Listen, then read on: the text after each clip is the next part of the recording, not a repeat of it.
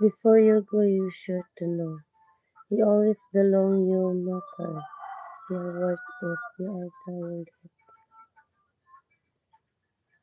You can do anything you have for us.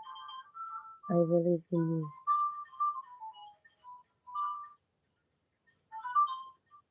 I was in hospital few days ago. Oh, what happened to you? Lost.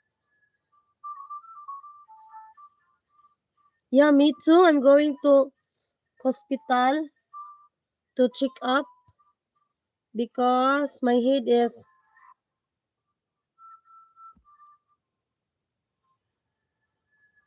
paminting magsakit.